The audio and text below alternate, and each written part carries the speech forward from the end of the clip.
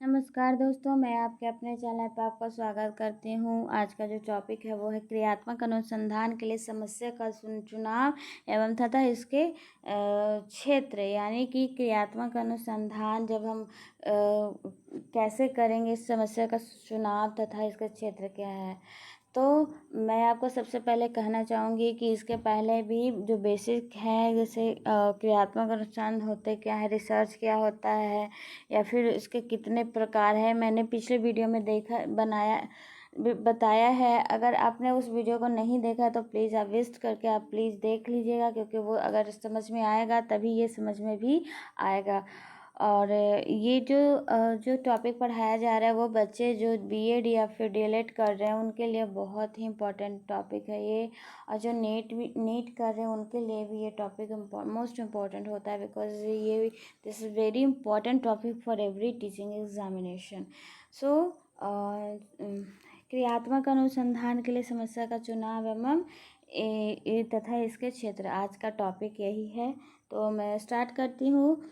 जो शिक्षा में क्रियात्मक अनुसंधान आवश्यक है, क्योंकि विद्यालयों की कार्य प्रणाली में सुधार एवं प्रगति लाने के लिए किया जाता है। इसके कारण समस्या का चुनाव विद्यालय, देखिए ये क्या है, जो फर्स्ट लाइन आपका दिया है कि शिक्षा के क्रियात्मक अनुसंधान आवश्यक है, क्योंकि विद्यालय की कार्य प्रणाली में सुधार एवं प्रगति लाने के लिए किया जाता है। क्रियात्मक अनुसंधान क्या होता है, जब किसी भी शिक्षा के क्षेत्र में समस्या को समाधान किया जाता है, उसी को हम लोग क्या बोलते हैं, एक्शन रिसर्च बोलते हैं। यानी कि और ये किस लिए होता है, विद्यालय के कार्य प्रणाली में सुधार एवं प्रगति लाने के लिए ही किया जाता है। आपका जो पहला लाइन है बस यही करना चाह रहा है कि क्या विद्यालयों की कार्य प्रणाली में जब सुधार करना होता है तब हम क्या करते हैं, इस क्रियात्मक अनुसंधान हमारे लिए इम्पोर्टेंट हो जाता है। इस कारण समस्या का चुनाव विद्यालय की कार्य प्रणाली के जिन क्षेत्र से क्रियात्मक अनुसंधान है तो चुनाव किया जा सकता है वो निम्न प्रकार के। यानी कि अब हम लोग क्षेत्र देखेंगे कि किस क्षेत्र से हम समस्या का चुनाव कर सकते हैं। पहले तो हम लोग क्या बोले थे कि समस्या को समाधान करना है, लेकिन समस्या कौन से क्षेत्र से लिया जा सकता है उसके बारे में हम देखेंगे। जो पहला है आपका है वह है कक्षा शिक्षण। यानी कि कक्षा शिक्षण में क्या होगा, इस क्षेत्र में शिक्षण हेतु अध्यापक द्वारा प्रयोग की जाने वाली शिक्षण विधियाँ, शिक्षण सहायक सामग्री आती है। उदाहरण के लिए, यानी कि जब आप कक्षा शिक्षण की बात करेंगे तो इस क्षेत्र में अगर आपको समस्या लेना है अनुसंधान, क्रियात्मक अनुसंधान के लिए, तो क्या है, आप कौन सा लेंगे, शिक्षण विधियाँ ले सकते हैं, शिक्षण सहायक सामग्री ले सकते हैं। उदाहरण के लिए इस क्षेत्र से हम जिन समस्याओं का चुनाव कर सकते हैं वो है भौतिक शिक्षण में छात्रों की रुचि का ना होना, यहाँ रुचि होगा।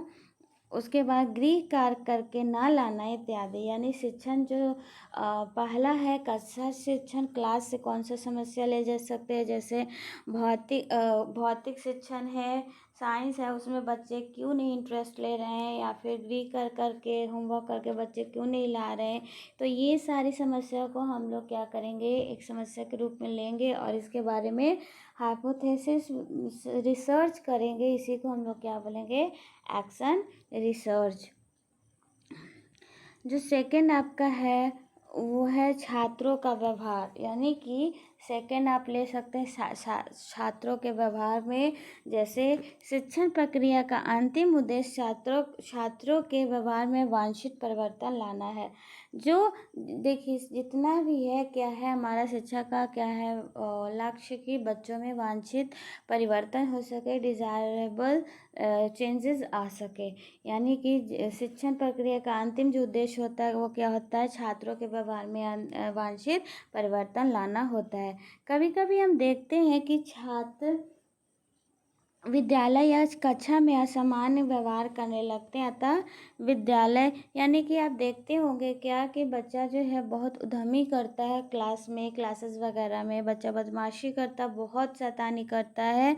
तो ये क्या है, ये क्यों होता है, रीज़न क्या है इसके पीछे, इसके बारे में हम लोग पता लगाएंगे। या अतः विद्यालय या कक्षा के व्यवहार से संबंधित समस्या का चुनाव भी किया जाता है। यानी कि विद्यालय में या कक्षा के व्यवहार से बच्चे कैसे रिलेटेड कर रहे हैं, लेकिन उद्यम क्यों मचा रहे हैं, इसके बारे में इसमें एक्शन रिसर्च में क्रियात्मक अनुसंधान है। उदाहरण जैसे सेकंड जो पॉइंट है वो है भौतिक विज्ञान प्रयोगशाला में, विद्यालय में देर से आना, दोस्तों से झगड़ा करना, प्रयोगशाला में उद्यम मचाना। ये क्या है आपका ये आपका हो जाएगा। ये सेकंड वाला जो पॉइंट है ये पूरा, यानी कि जब बच्चा देरी से आता है या दोस्तों से झगड़ा करता है, क्यों झगड़ा करता है, विद्यालय में देर आने का क्या कारण है, जब इसके बारे में रिसर्च करेंगे तो ये क्या है, ये हमारा पॉइंट्स पूरा होगा।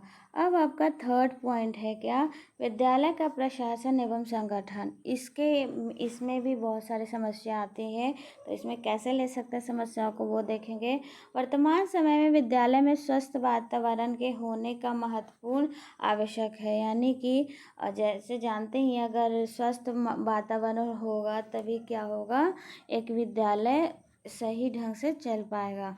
अतः स्कूल का प्रशासन एवं संगठन से संबंधित समस्याओं का समाधान करने के लिए इस क्षेत्र की समस्याओं का चुनाव क्रियात्मक हेतु किया जा सकता है, यानी कि वैसे प्रॉब्लम जो प्रशासन एवं संगठन से है उनसे संबंधित हम समस्याओं को लेकर एक्शन रिसर्च या फिर अनुसंधान कर सकते हैं। जैसे पुस्तकालय में पर्याप्त सुविधाएं उपलब्ध न करने की समस्या, यानी कि जब जैसे